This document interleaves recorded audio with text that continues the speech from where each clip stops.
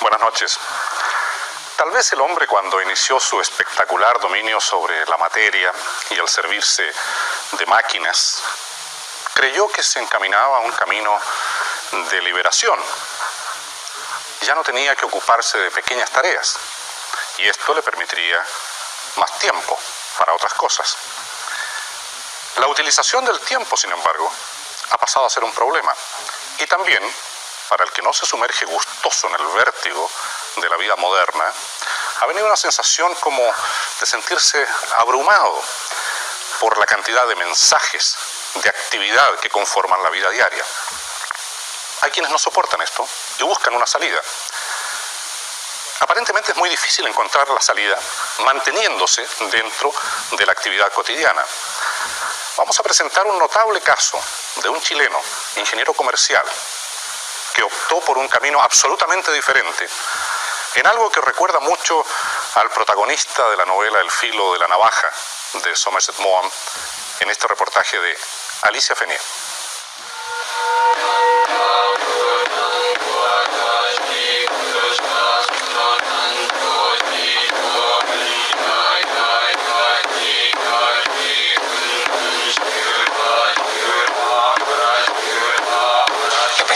Pensaba todos los días cantando lo mismo, ir a aguantar, ¿cuánto ir a aguantar? Pero me encanta, ahora suena la campana, los sutras, digo que voy pero feliz a cantar los sutras porque sé que a la primera nota me voy a meter y es una cosa que no puedes parar. Una vez que la captas ya no puedes dejarla. No fue esfuerzo dejar la carne, el trago, ni el cigarrillo, ni todo eso. ¿Es una vida muy dura esta? Al contrario, me parecería mucho más duro tener que levantarme, bajar el ascensor, tomar el auto, ir a sentarme en una oficina, agarrar el teléfono y tratar de arrebatarle cosas al prójimo. Para mí eso sería terriblemente duro como lo fue. ¿Te fijas? En cambio esto para mí es lo antiduro, es lo más agradable, suave, perfecto que puede haber.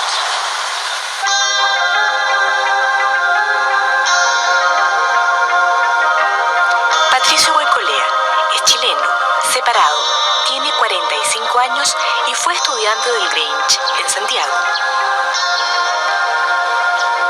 Más tarde se transformó en un conocido fotógrafo y en exitoso ingeniero comercial egresado de la Católica, un triunfador de auto caro, secretaria, varios teléfonos y un marcado reconocimiento social. Pero un triunfador que empezó a cuestionarse. La ingeniería comercial es como una ciencia que estudia de una forma muy inteligente, muy lógica, muy minuciosa el egoísmo humano, en el fondo. Y bueno, son herramientas que tienes en tus manos y lo puedes usar de una forma u otra. Generalmente esas herramientas se utilizan para maximizar el egoísmo. ¿Te fijas? Tratar de encontrar al prójimo desprevenido y comprarle las cosas baratas y vendérselas a otro que está babeando en un sentido y vendérselas caras. Es una forma de ver las cosas, sí. Eso. ¿Tú estabas en eso?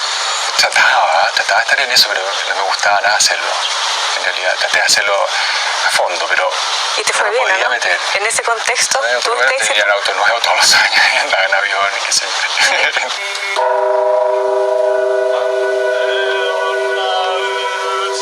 Finalmente, este chileno vagabundo de una muy distinguida familia chilena llegó a un bellísimo rincón de un perdido valle al sur del Japón.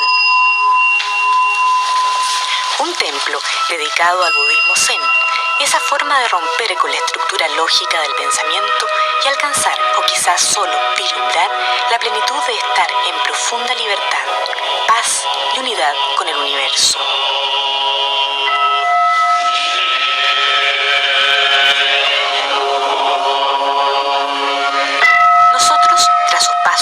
Cruzamos las puertas de este monasterio siendo testigos de uno de los misterios más hermosos y herméticos del mundo. Al poco tiempo, un día cualquiera, el maestro su guía le dijo: «Eres compasión del cielo», un nombre que descubrió para él luego de descubrir su alma. Quizás fue compasión del cielo haber llegado hasta aquí para encontrar un camino hacia sí mismo. No podía aceptar la vida como era en ese momento, como la veía en ese momento. Esa vida del eterno ciclo de euforia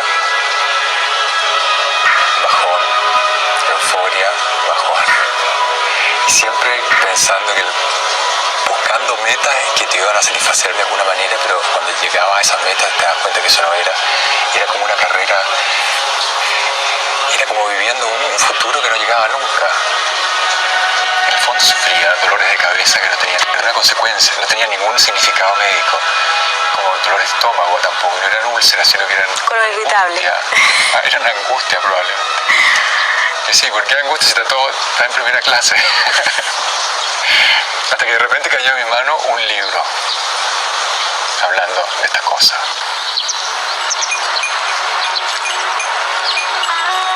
Cada 2 semanas los monjes salen a mendigar porque comen de lo que reciben.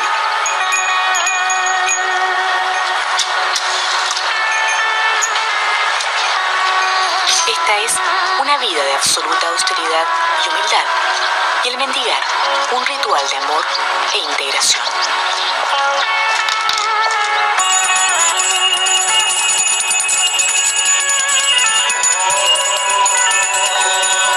Cuando Patricio Guaycolea dejó de sentir que le robaba a los otros, comenzó esta vida de abandonar y mendigar, tras una calma de espíritu esquiva y dolorosa.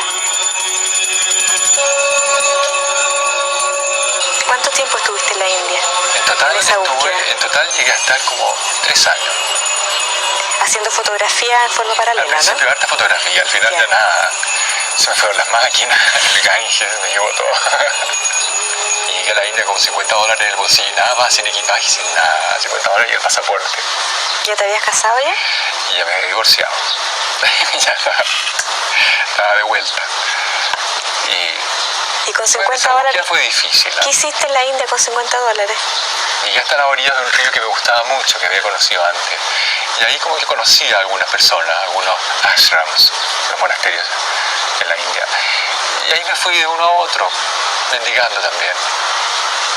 Nunca necesitaba realmente de una monedita, no llegaba a mendigar así, pero cuando uno anda de renunciante en la India, la gente te alimenta. ¿Sí? De renunciante, o sea, con un trapo y nada más. Y una bolsita con el pasaporte, digamos. Que no se me alcanzó a perder.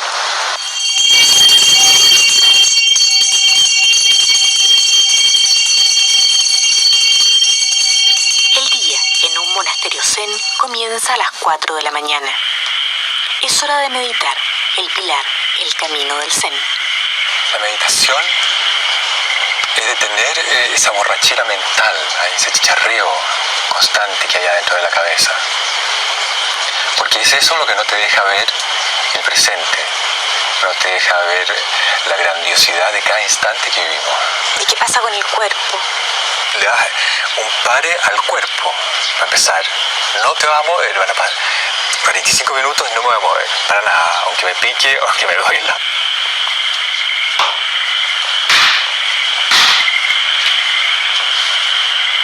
Pero ese mismo dolor se puede utilizar para trascender. Te transformas en el amo de la mente en vez de que la mente sea tu amo.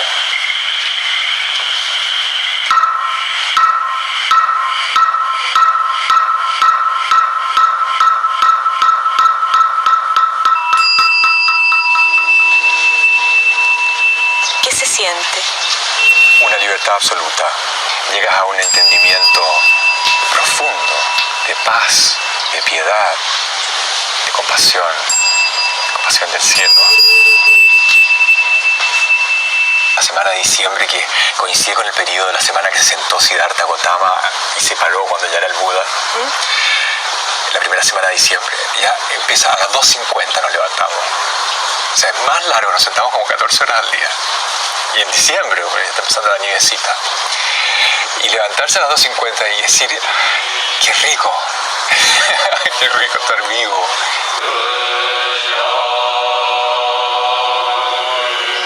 El zen es un ritual permanente de humildad y encuentro con cada instante. Se vive intensamente el aquí y el ahora, porque no habrá otro momento igual en la evolución del universo. El desayuno es un encuentro esperado, aunque siempre sea arroz con agua, sin azúcar, raíces cocidas con vegetales sin sal, nada muy distinto de las restantes comidas del día. La alimentación es fundamentalmente vegetariana y con elementos que ayuden tranquilizar la mente también. Las comidas son meditación. Cuando comes, comes. Y cuando hablas, hablas. O sea, se busca el silencio. Sí, claro, pues no quiere romperlo. Es la convivencia más armoniosa que me ha tocado experimentar, jamás. En cuanto a nacionalidades, una torre de Babel, pero no en cuanto a idioma, porque el inglés es lo más importante. Y algunos permanecen aquí muchos años. Y otros al otro día se van después del... Esos sí, esos son los más, a ver, que se van rápido. Después del arroz en la mañana. Sí, después del arroz. Hay que pasar todas esas cosas. ¿Te acuerdas que hablaba que en los monasterios tradicionalmente, si llegaba alguien que quería ser aceptado en el monasterio, lo tenían una semana en una pieza sentado sin darle nada, más que apenas un poquito de comida pésima, y lo maltratan, le pegan, a ver si realmente quiere estar? ¿Te fijas? O sea, el arroz de la mañana a lo mejor es una versión de lo mismo, pero en realidad es rico después, se vuelve delicioso. ¿No has sentido que puedes haber sido egoísta también, o no? En esa búsqueda. No, porque de repente te das cuenta que no tienes nada y que por principio en la vida no tienes nada. Son todas configuraciones mentales de cosas que no tienes. Representa. Patricio optó por dejarlo todo: las ambiciones, la familia, los instintos, las vanidades, la fotografía, las cosas, en un mundo de miles de millones de fantasmas hambrientos, esos dioses budistas que Patricio cuida y quiere, porque él también fue uno de ellos. ¿Pero por qué te identificas más con el fantasma hambriento? ¿Quiénes son los fantasmas Quisiera, hambrientos? desgraciadamente, pero por ejemplo es cuando los fantasmas hambrientos es un estado de conciencia o un mundo, las personas que viven en un mundo de insatisfacción, de deseo, de ganas de más. ¿Cierto? Patricio Boicolea dice que desde aquí simplemente ya no hay retorno. En este templo, en constante meditación entre gente de todos los mundos, dejó su fantasma hambriento en el camino para encontrarse con otro, que resultó él mismo.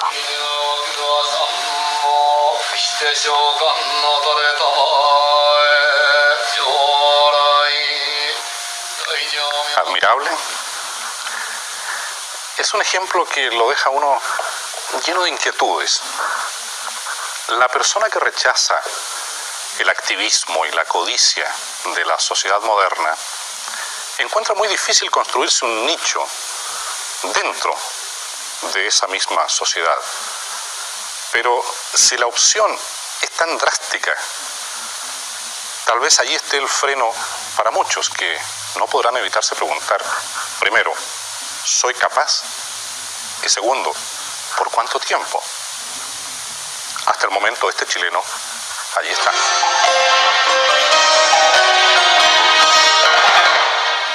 Nicaragua vivió durante largos años una dictadura que parecía eterna.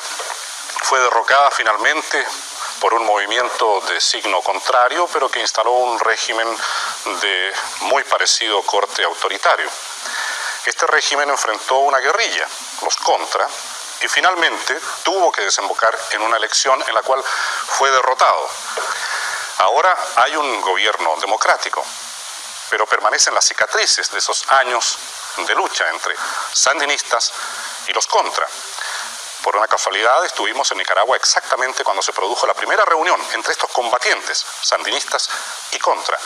Y lo que vamos a presentar, queremos subrayar que es un reportaje que pretende no tener un punto de vista respecto a la situación de este momento en Nicaragua.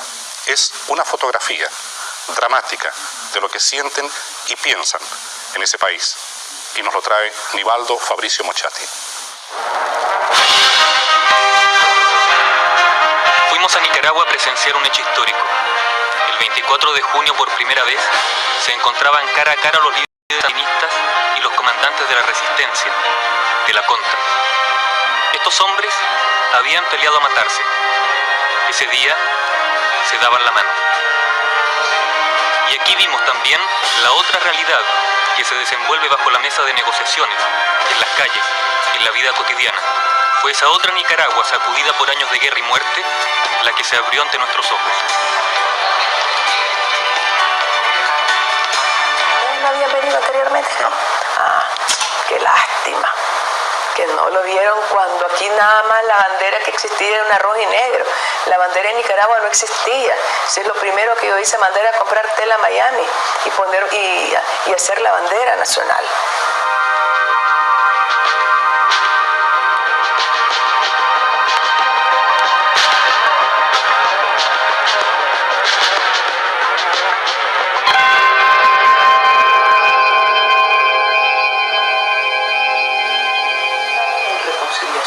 Y el perdón, y además son nicaragüenses.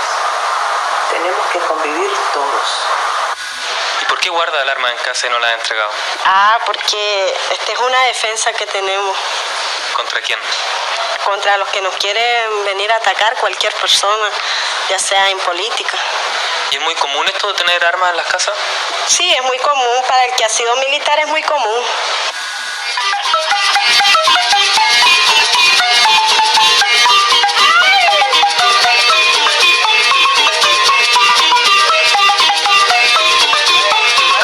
Centro de Managua. Dicen que era hermoso, colonial. Pero por aquí pasó el terremoto, el año 72, que derrumbó todo. Y después pasó la guerra. Años de guerra fratricida. Estas ruinas no son las únicas cicatrices de guerra. Los lisiados físicos se calculan en 7.000. Los con secuelas psicológicas, 35.000 más.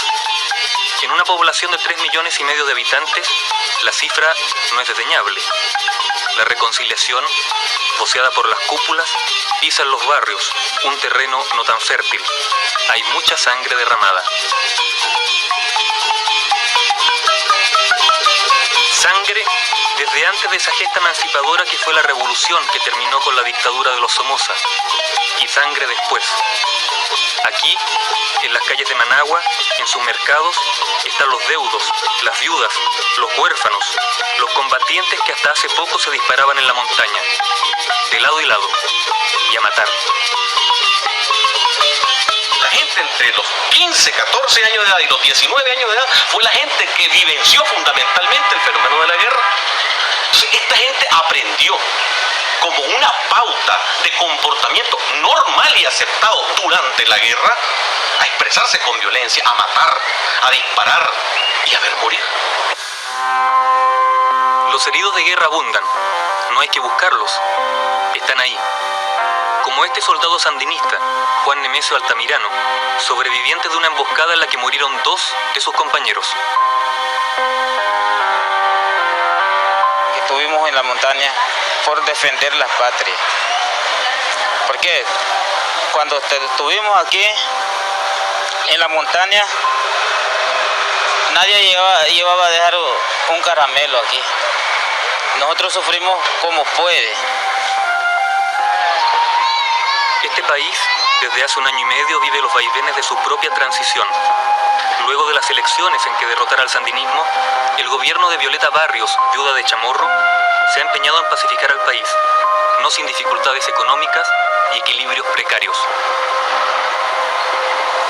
Han habido avances importantes en lo que es el proceso de pacificación que se inició en el mes de agosto del año 87 y que igualmente creo que se ha logrado avanzar en lo que es un mayor sentido de tolerancia en la sociedad nicaragüense. Una de mis preocupaciones cuando andaba de candidata era que si yo ganaba tenía que solucionar un problema enorme, que era parar la guerra, finalizar, para que no hubiera más muerte entre nicaragüenses.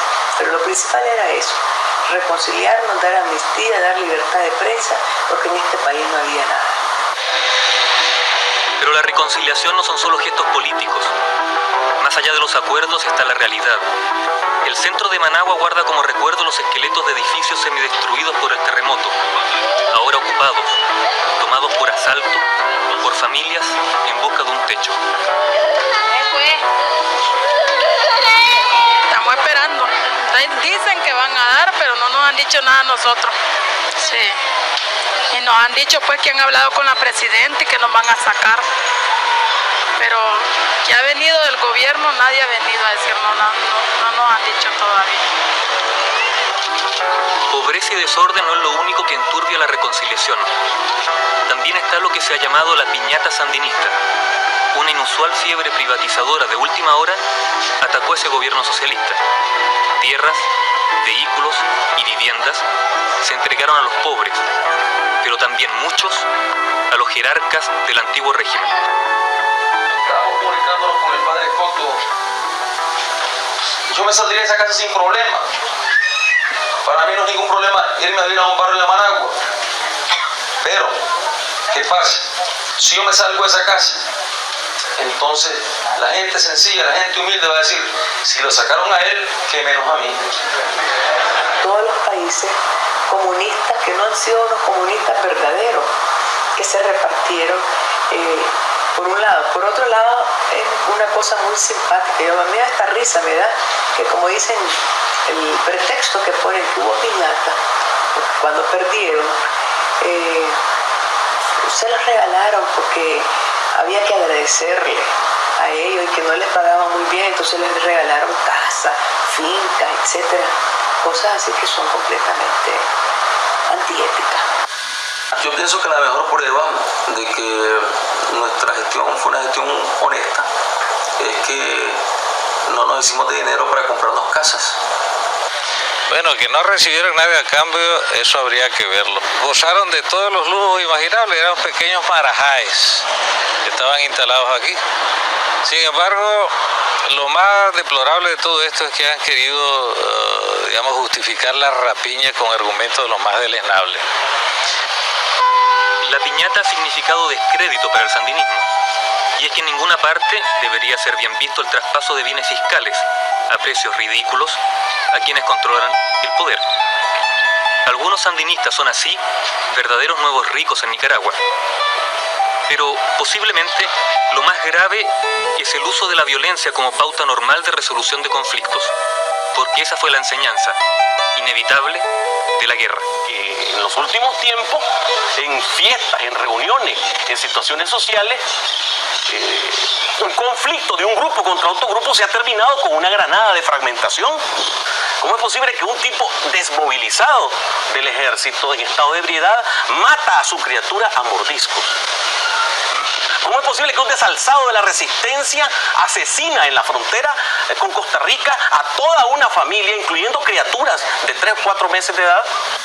Se lo voy a decir sinceramente, yo tengo amigos que en realidad son sandinistas, tengo familiares pues que son simpatizantes, no son radicales totalmente al sandinismo, pero se trata de llevar una reconciliación totalmente, pero no se puede llevar una reconciliación sabiendo que los sandinistas por otro lado están destruyendo. ¿Y tú mataste a alguien en los enfrentamientos? Bueno, como se dice, matar no, porque cuando uno tira bala, ¿verdad? Uno no sabe a quién mata, si mata o no mata, ¿verdad? Porque tampoco uno no iba a matar a sangre fría. ¿Y qué opinión te merece que un país que vivió la guerra civil, donde hay gente de las mismas familias que han peleado de un lado y otro, ¿tú crees posible que puedan convivir en paz?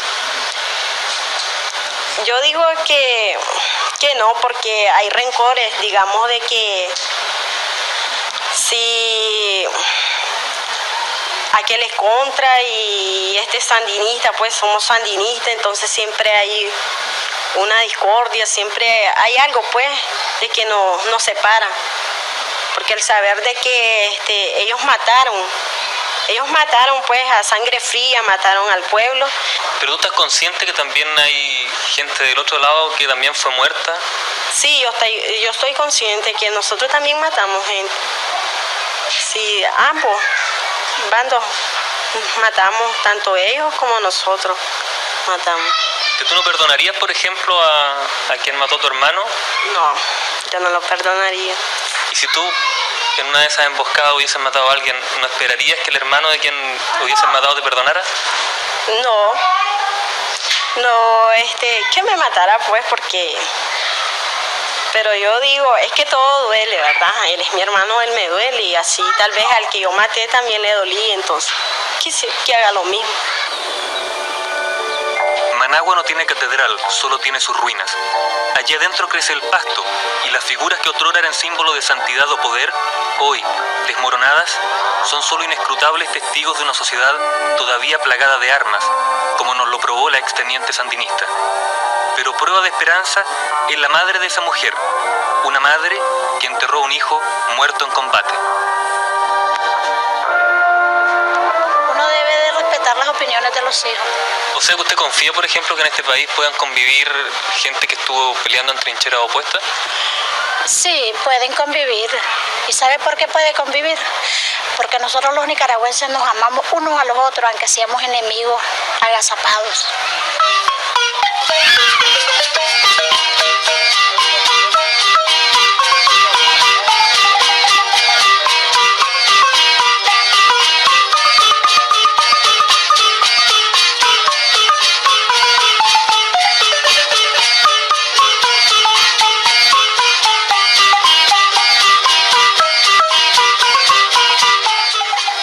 En medio de lo espeluznante de la situación y de algunos de los conceptos que escuchamos ahí, la transición en Nicaragua parece tener al menos un elemento rescatable, y es que, por lo visto, el conflicto se explicita, se ventila.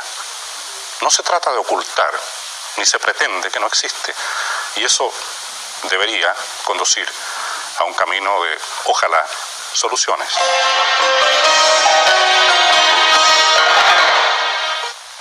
A los jóvenes actuales tal vez les va a resultar difícil imaginar lo que era un buen cuento de miedo hace algunos años. Generalmente se desarrollaba en una noche de invierno en la cocina junto a una vieja nana que hablaba de leyendas del campo, un perro, un gato que miraba con ojos rojos, una monjita que sentía en el claustro el arrastrar de cadenas, o aquel niñito que no quiso ir al colegio y su madre lo encontró con los cabellos chamuscados porque el demonio trató de arrastrarlo y él logró defenderse. Claro, eso era antiguamente.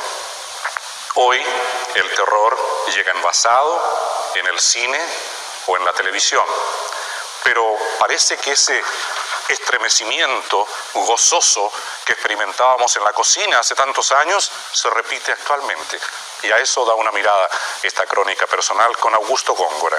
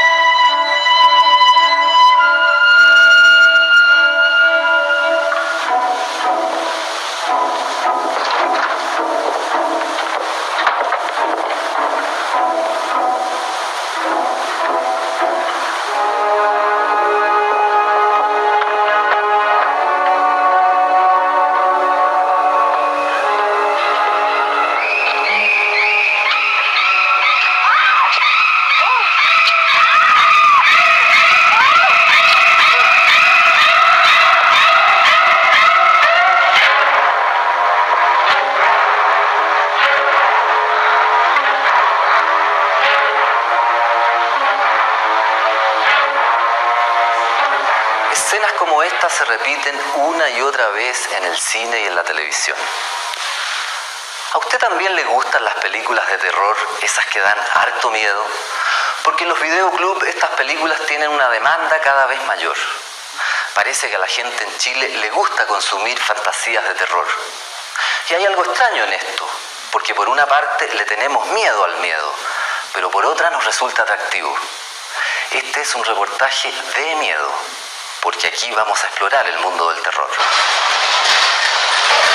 El horror mismo, el mejor logrado para mi gusto, es el horror antiguo, porque la gente era mucho más miedosa. Ahora ya no da miedo nada. Se me ha pedido una opinión sobre el horror. Para eso voy a recurrir a uno de mis últimos trabajos, donde he definido el horror como un movimiento del alma. causado por una cosa terrible y espantosa, y ordinariamente acompañado de estremecimiento y de temor, atrocidad, monstruosidad. Eso es el horror.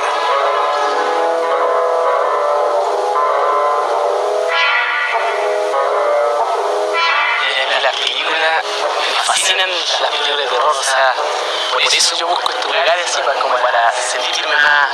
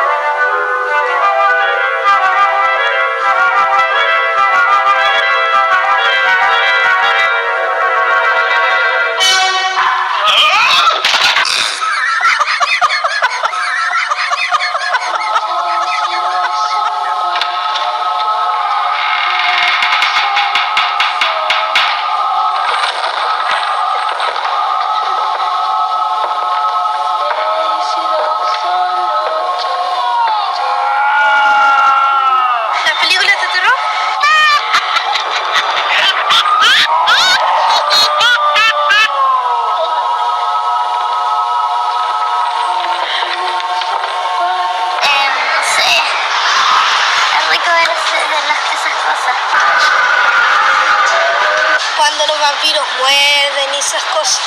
Que aquí había una niña que habían hartos monstruos. Me encuentro entretenidas porque me gusta enterrar.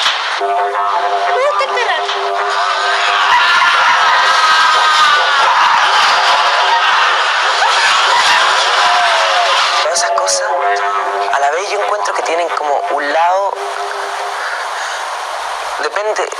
Depende de los puntos de vista que se vea, porque tiene un lado más o menos bien bueno, que es como esa cosa audaz y misteriosa que tiene, como los ruidos, el matar, todo ese tipo de cosas, la sangre, que es como bien fuerte y de repente es como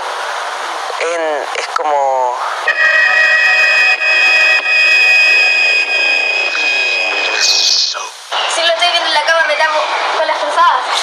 Me recuerdo, pero después ya no, cuando me duermo ya no nada. Me encanta verlas de terror. Pero no me da absolutamente miedo, nada. Hay por lo menos dos tipos distintos de películas de terror, las que quieren hacer creer y las que no quieren hacer creer, transformando todo en inverosímil, terminan por ser realistas a fuerza de inverosímiles.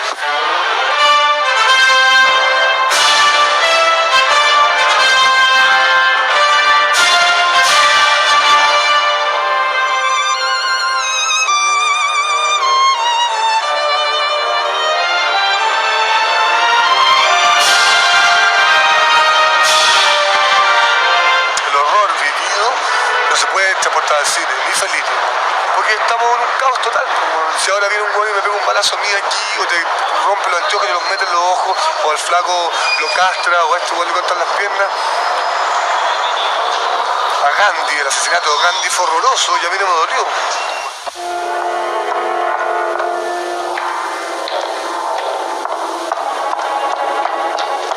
Dame la plata. ¿Por qué te la voy a dar? Le dije yo. Venía con poca plata. Porque tienes que darme la plata, me dijo, y tenía una de estas gilet, porque te rajo la cara. Y puse los 2 dedos. Yo nunca ando con pistola. Ahora tengo una pistola chiquitita por ahí. Le dije, mira, tú que levantas la mano, le dije yo, y te disparo, le dije, y te van a salir las tripas al aire aquí, le dije. Entonces se asustó. Y hemos definido el miedo como la perturbación angustiosa del ánimo por un riesgo que nos amenaza.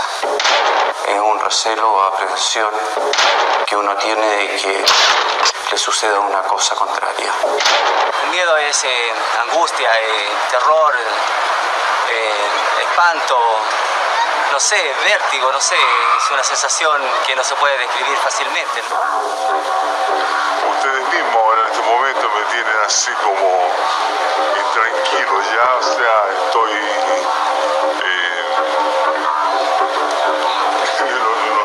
sé encontrar la palabra, pero es una sensación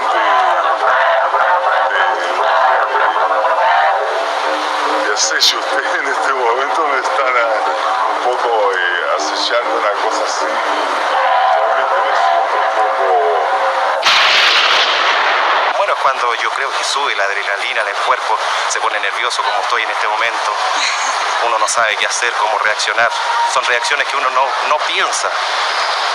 Actúa solamente por instinto. Un estado de nerviosismo, un dolor al estómago, una sensación de pánico. Cuando a uno se le pone la carne de gallina. Una reacción nerviosa frente a algo que uno no conoce.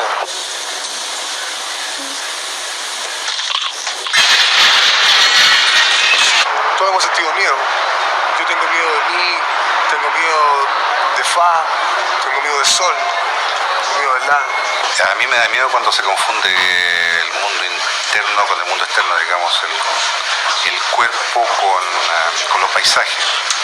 Cuando la cordillera le dan calambres, digamos, para ser preciso. Algunos tipos de miedo son... De repente cuando tenía como 3 años, por ahí más chico, de repente miraba al final de la cama y veía gallinas y todas esas cosas como que me iban marcando, me iban dando susto, cosas del subconsciente de repente, sueños que tenía. El horror. Muchas veces uno se siente temeroso y esto viene desde que está uno en el vientre de la madre. Onda que te imagináis, onda que va a resucitar un muerto, una cosa así tétrica, sí, me da miedo. Pero miedo no, es más un deleite que tengo. Favorece tu eso. Por cámara tú me decís si es más allá. No, pero trata que tú también agarres. Corre. Listo, acción.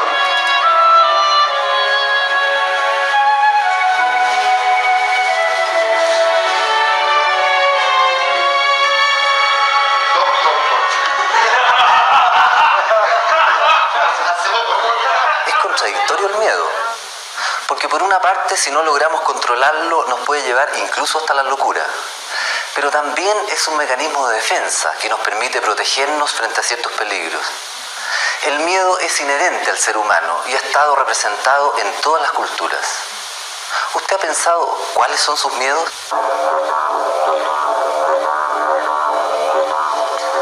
Un miedo que suele instalarse en las sociedades es aquel a escuchar opiniones que difieren de las nuestras.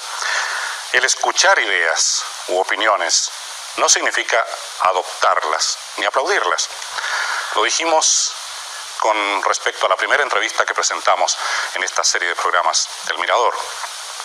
No estamos aquí para celebrar ni para censurar lo que digan nuestros entrevistados, sino que para tratar de que expliquen su pensamiento, para bien o para mal, de ellos, de nadie más. Hace poco más de 2 semanas se celebró una ceremonia en el Cementerio General. Se celebra cada 5 de septiembre y recuerda la matanza de casi un centenar de jóvenes nacionalsocialistas en el Seguro Obrero en el año 1938. La ceremonia la realizan los nazis de Chile. Preside este grupo un hombre que fue embajador de nuestro país en varios países, escritor, amigo de grandes figuras internacionales, Miguel Serrano, y que nos recibió en su casa, en la costa, nos abrió la puerta un joven con la suástica, y esto fue lo que conversamos.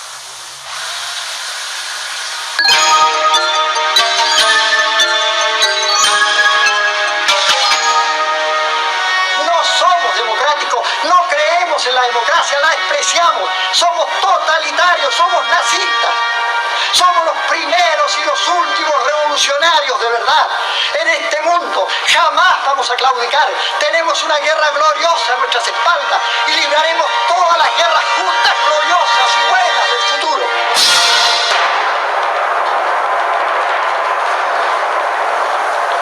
Señor Serrano, ¿cómo se definiría usted ideológica o políticamente?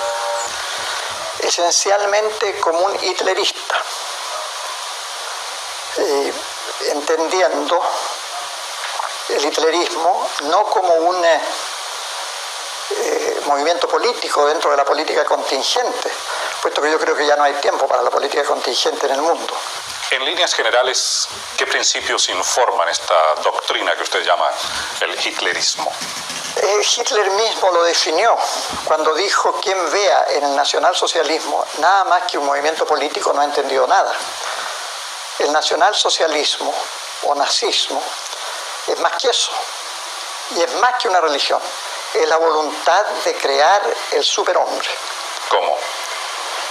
Por medio, bueno, como ellos intentaron hacerlo. Hoy día se sabe, existe un nacionalsocialismo que llega hasta 1945, que es el que se conoce como movimiento político, que también tiene vigencia. Luego, después de 1945, empieza a conocerse lo que realmente intentó el nacionalsocialismo, es decir, transformar al hombre. ¿Esta transformación del hombre incluye elementos físicos o raciales, o no? También. Y en eso del racismo, yo quiero ser muy claro, no excluye nada. El racismo existe el racismo para los que realmente no tienen raza. Quien tenga una raza perfecta no es racista, no se le ocurre ser racista. Solamente aquellos que la han perdido aspiran a recuperarla o a progresar o a mejorarla dentro de sus propios ámbitos y niveles. Por ejemplo, en Chile, ¿cuál sería el racismo chileno? Por supuesto, no aspirar como los alemanes aspiraban al tipo nórdico, de ojos azules y rubios, pero sí en Chile el racismo consistiría en tratar de alcanzar el nivel de los carabineros de la moneda, por ejemplo, de la guardia de palacios, que son de nuestros campos, morenos, altos, pero son bastante perfectos. Eso es el racismo en ese sentido, pero ahora, si hablamos de superhombre, tenemos que caer ya en otra cosa, ya tenemos que entrar dentro de una concepción más bien ya psíquico-espiritual, una transmutación. Esta transformación que usted llama psíquica es en búsqueda de qué conformación mental o espiritual. Se lo diría yo de una forma, llegar a ser un dios. Es un poco vago. Sí.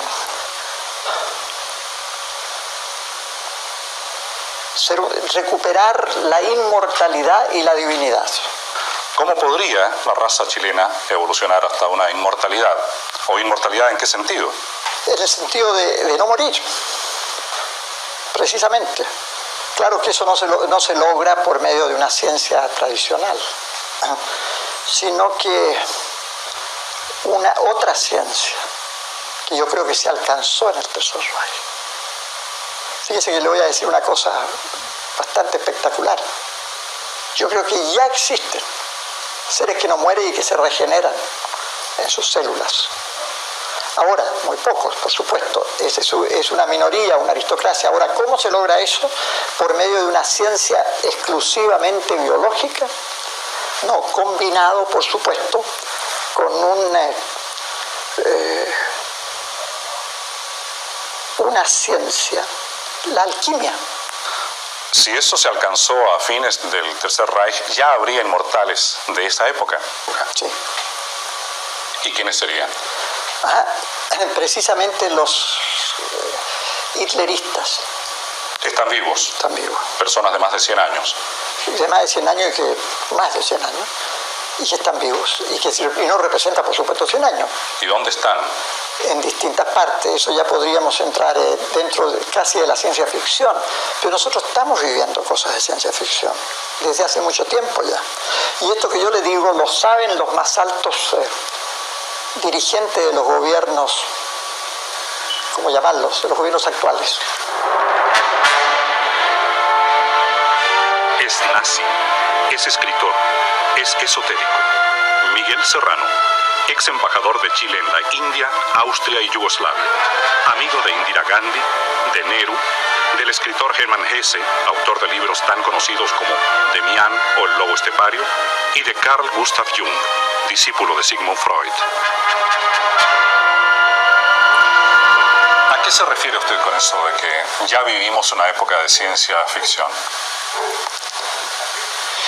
Mire, por ejemplo, señor Granados, yo creo que después de la guerra del Golfo Pérsico, nada va a ser igual a antes.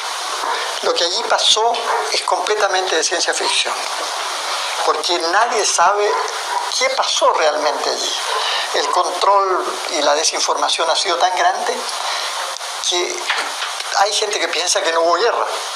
Por ejemplo, yo sé que el ejército chileno ha hecho un estudio sobre toda la guerra y ha llegado a la conclusión de que no hubo tal guerra. ¿Cuál habría sido el objetivo de todo esto? Sí, yo voy a llegar a eso, pero antes quisiera explicarle una cosa. Por ejemplo, esto se parece mucho al viaje de los norteamericanos a la Luna, que hay quien dice que nunca fueron, que se hizo todo en el desierto de Arizona. Igual, en esa guerra no hubo guerra. Lo que ha existido ahí es un acuerdo muy raro. Esta guerra es una guerra que nos muestra precisamente a dónde se va. A imponer en el mundo el gobierno mundial. ¿Cuál sería el plan maestro para la humanidad de este gobierno mundial? Varios niveles. Yo creo que eso ya está empezando, está funcionando.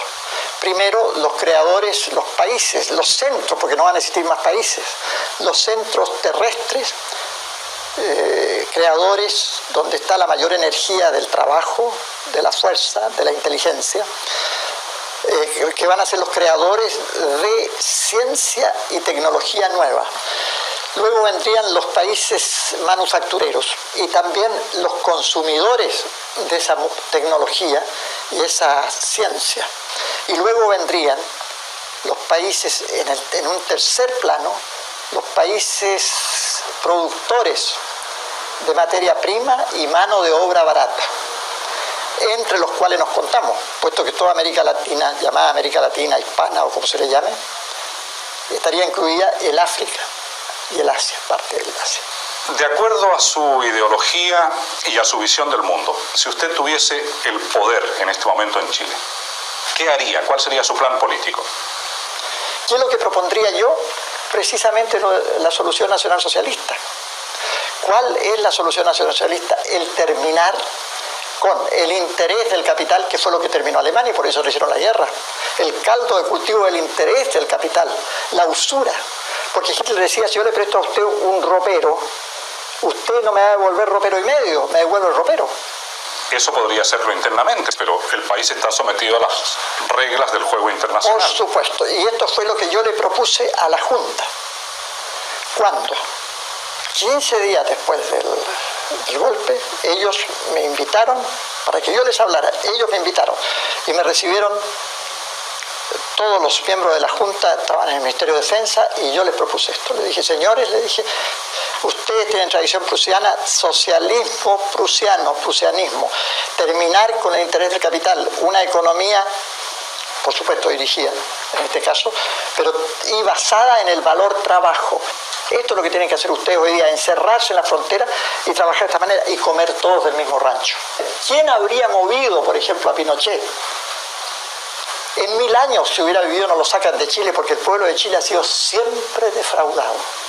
El pueblo de Chile quiere este tipo de régimen, quiere ver una cosa así, pero que sus líderes coman el mismo rancho de ellos y estén en la lucha. ¿Quién nos mueve? Nos invaden, por supuesto, una cosa así. Si a Alemania la destruyeron por eso, no nos van a destruir a nosotros, por supuesto que nos destruyen. Pero yo creo que Chile es un país mágico por excelencia. Es un país extraordinario y si un día se lanza en este camino no hay nadie que lo detenga. Señor Serrano, muchas gracias por habernos concedido esta entrevista.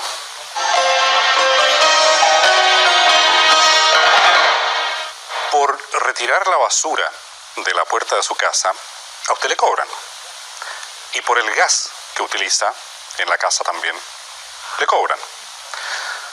¿Sabe usted, sin embargo, que parte de la basura que usted bota sirve para fabricar el gas que después le cobran? Esto es una verdad a medias, pero verdad al fin.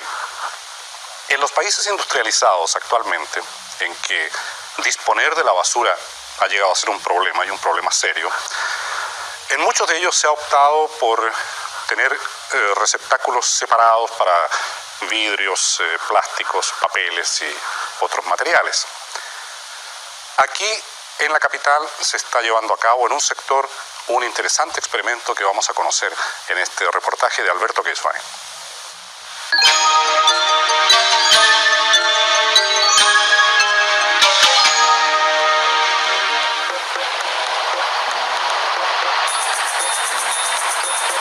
Todos los días, cientos de camiones recorren Santiago limpiando lo que nosotros ya hemos usado. Basura, desperdicio sin ningún valor aparente. Para el común de los capitalinos, la basura es sinónimo de lo inútil, de contaminación y enfermedades. Sin embargo, en la población Oscar Bonilla de Puente Alto han transformado este concepto. Para ellos, la basura vale, y vale oro. Creo que eso es lo más importante, que nuestros niños cambien la mentalidad, porque nosotros ya tenemos como una mentalidad que todos juntos ponen a la basura y no nos interesa. Pero que los niños aprendan que la basura es importante, que la ecología es importante, eso ya es un punto a favor para nosotros. Ellos no solo han descubierto una forma efectiva de ahorrar energía, sino que además están ganando plata. Los santiaguinos botamos 3.300 toneladas de basura al día. Con el volumen de desperdicios que producimos en un mes, podríamos llenar el Estadio Nacional hasta el tope. Decenas de gigantescos basurales han nacido como callampas en la región metropolitana, toneladas de mugre que contaminan nuestra ciudad y provocan serios problemas de salud. Algunos han sido clausurados, otros siguen repletándose de basofia. Este relleno sanitario de los Rasuris ha sido la primera solución al problema de la basura. Aquí se botarán un equivalente a 7 cerros Santa Lucía de desperdicios que se transformarán en 1994 en un parque recreacional para la comunidad. Actualmente, el 40% del gas de cañería que se usa en Santiago proviene de basurales como este. No obstante, se calcula que en el año 2000 estará agotada la producción de gas en los Errázuriz. Además, la inversión total de este proyecto es de 12.000 millones de pesos y la ganancia en los 10 años de extracción del biogás solo ascenderá a 600 millones. Tener un parque y no un botadero es un avance, pero en definitiva seguimos llenándonos de basura, perdiendo energía y botando plata. Al igual que en el resto del mundo, reciclar parece ser la palabra clave.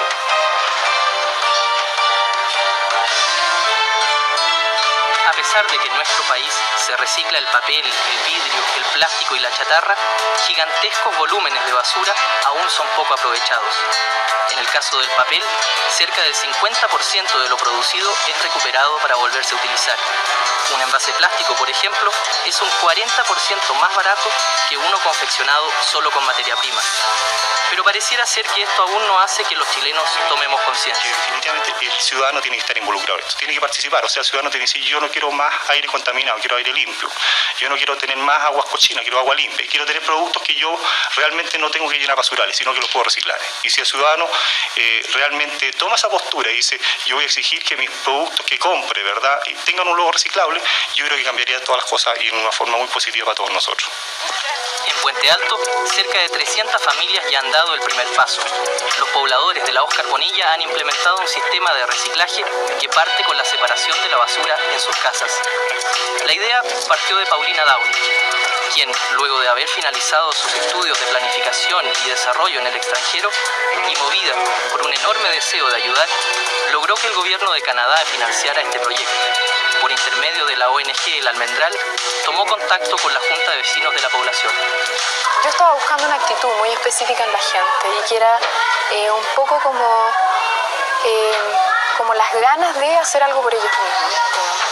Esta población, en primer lugar, como tú la ves, es una población de gente humildes, de nivel medio hacia abajo, somos todos trabajadores, hay poca cultura, entonces pensábamos que nos iba a costar y gracias a Dios no nos costó. Bueno, yo cuando pelo las verduras, echo todo en una bolsa de nylon. Los envases de yogur, las botellas desechables de bebida, los tarros, todo eso los lavo bien y después los dejo estilar y después al tarro echo los bioorgánicos y en otro lado los papeles, cartones y en otro lado tengo todo, botellas, yogur, todas esas cosas en un lado botado. La basura sólida, o sea, lo que no se degrada, eso, papeles, cartones, botellas y otro tipo de basura, eso lo vendemos a las empresas que reciclan. Y la basura orgánica la ocupamos nosotros en este momento para producir abono orgánico, con el que mantenemos un huerto. La casa colabora mi mamá, siempre ahí llegan unas niñas con unos carritos, dejando unos tarritos chiquititos, unos blanquitos, y ahí pasan casi los fines de semana sacando basura. ¿Qué le parece la idea de separar la basura? Bien buena. ¿Por qué? Porque era para ayuda para la población, dijeron, para hacer las veredas, para arreglar las casas, para todo eso. ¿Usted participa en la recolección de basura y la entrega? Por ahora no tenemos el tarro. ¿Y le gustaría participar? Claro, por supuesto, porque pienso que es algo bonito para terminar con la basura de una u otra manera. ¿La gente está contenta con este sistema? Sí, está bien contenta, incluso cuando se iniciaron, hicieron una cosa bien bonita a la población, se hizo un acto, se hicieron un concurso de baile, participaron los niños, los adultos, todo. Incluso yo tuve un concurso de baile en el primer lugar en cumbia, en todos los bailes. ¿Qué te motivó a ti a echar a andar este proyecto? El tema me interesaba mucho porque es algo que yo vi que se hizo en Canadá, donde yo viví durante 3 años y me interesaba mucho como mostrar que aquí en Chile también era posible hacer una cosa así. ¿Cuál ha sido la respuesta de la gente, de la población? Yo pensaba que pensaba partir con un 10% de apoyo, o sea, de participación, y de ahí durante los meses siguientes, en un plazo de unos 6 meses, subirlo a más o menos un 35%. Y me encontré con la sorpresa de que partimos con casi un 40% de participación. Y ya hay gente que está pidiendo más tarros, y entonces eso fue bastante sorprendente para mí. ¿Y es factible que una municipalidad, por ejemplo, iniciara un plan como este proyecto? Es absolutamente factible. Actualmente, el gobierno ha mandado a realizar un estudio. La idea es ver la posibilidad de implementar un sistema general de reaprovechamiento de la basura a nivel del área metropolitana. Debería estar concluido entre 6 y 7 meses más. Una vez obtenidos esos resultados, debería hacerse una evaluación de esos resultados y posteriormente llamar, ¿no es cierto?, a una campaña generalizada. Y eso debería ser el próximo año. Ojalá así sea, pero los pobladores de la Óscar Bonilla han sido los primeros. Tienen el orgullo de habernos demostrado con hechos que existen soluciones. Todo depende del valor que le demos a las cosas. Reciclaje es la palabra y más que eso es la solución. Y este ejemplo parece indicar que no es imposible hacerlo con voluntad y con disciplina. Los chilenos, como promedio, producimos 1 kilo de basura diaria por persona. ¿Y sabe quiénes han resultado fundamentales en el reciclaje, por ejemplo, del papel? Los cartoneros.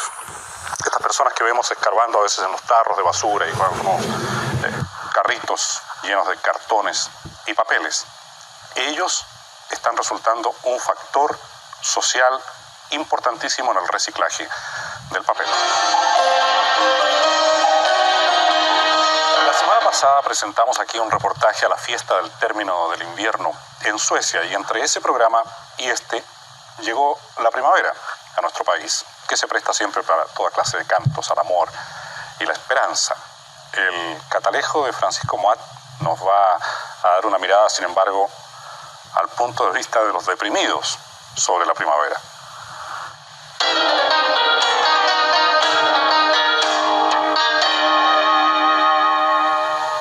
Dicen que llegó la primavera, que ahora todos tenemos que andar en buena onda. ¿Qué primavera ni perro muerto? El Cerro San Cristóbal, paseo familiar, se convierte en un nido de cogoteros. Hay gente que saca a pasear a sus peces como si nada. Los escolares hacen nata en las plazas. Los naturistas dicen que al que madruga Dios le ayuda, que hay que hacer más vida al aire libre. ¿Qué se creen, que unos de las chacras?